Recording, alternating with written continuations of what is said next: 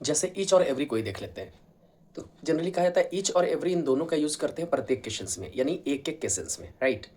लेकिन ईच और एवरी के बीच में डिफरेंस क्या है, इसी को थोड़ा आज हम लोग डिटेल में समझेंगे। ओके।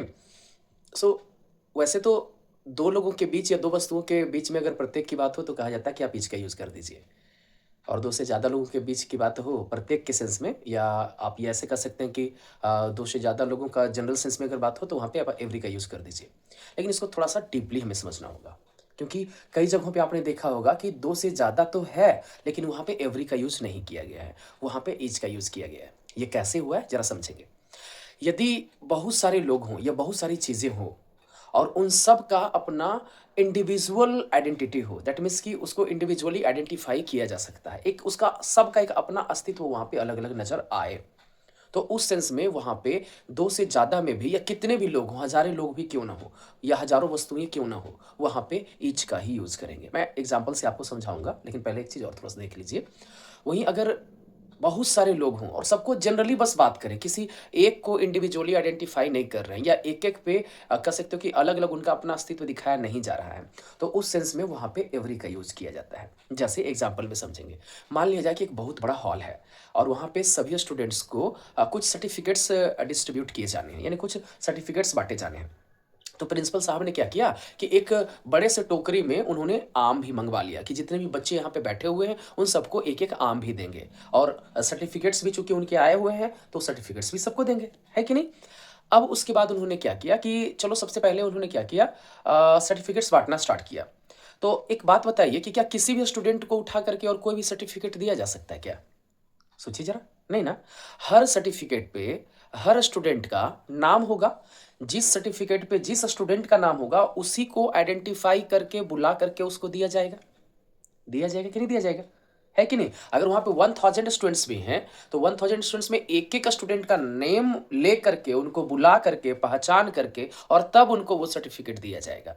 तो यहाँ पे इंडिविजुअली आइडेंटिफाई हम लोग कर रहे हैं। तो हम लोग कह सकते हैं, मान लो वहाँ पे प्रिंसिपल साहब कह सकते हैं कि we distributed certificates to each student, not every student, इस चीज़ का याद रखिएगा।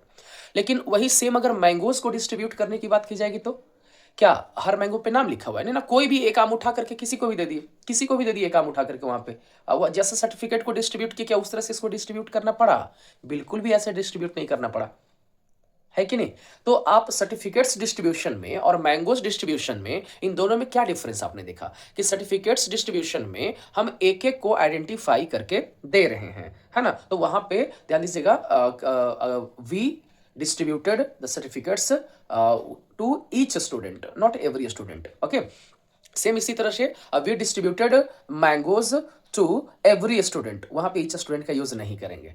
क्या इतना समझ में आ रहा है? कोई दिक्कत नहीं होना चाहिए। अब एक चीज और यहीं पे वो भी चीजें आ जाती है, अमंग और बिटवीन। कहाँ पे अमंग का यूज करेंगे और कहाँ पे बिटवीन का यूज करेंगे? वैसे आपको साफ साफ ऐसे ही बस बता दिया जाता है कि दो लोगों के बीच की बात हो तो आपको बिटवीन का यूज करना है, और दो से ज्यादा लोगों के बीच की बात हो तो अमंग का यूज करना है। कुछ हद तक ये सही भी है लेकिन पूरी तरह से सही नहीं है। कई जगहों पे आपने देखा होगा कि दो से ज्यादा लोग हैं और फिर भी वहां पे बिटवीन का यूज कर दिया गया है। क्यों, कैसे? चलिए इसी चीज को समझते हैं। जो रीजन ईच और एवरी के बीच का है वही सेम रीजन अमंग और बिटवीन के बीच का भी है।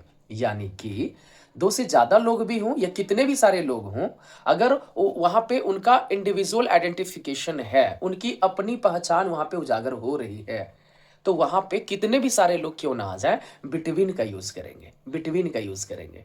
वहीं अगर जनरल सेंस में बात किया जाए कि उनके बीच में ऐसा कुछ बांटा गया है या कुछ हुआ है, तो वहां पे फिर वहां पे अमंग का यूज करेंगे, जहां पे इंडिविजुअल आइडेंटिफिकेशन नहीं हो। सेम हम सर्टिफिकेट्स का भी एग्जांपल ले सकते हैं और मैंगोज का एग्जांपल ले सकते हैं कि उतने सारे स्टूडेंट्स थे, मान लो 1000 स्टूडेंट्स थे, उनके बीच में सर्टिफिकेट्स को डिस्ट्रीब्यूट किए गए, तो जैसे तैसे डिस्ट्रीब्यूट किया गया क्या? नहीं ना। हर किसी को नाम ले ले करके बुलाया गया, उसके बाद जिनके नाम का सर्टिफिकेट था उनको दिया गया। दिया गया या नहीं दिया गया?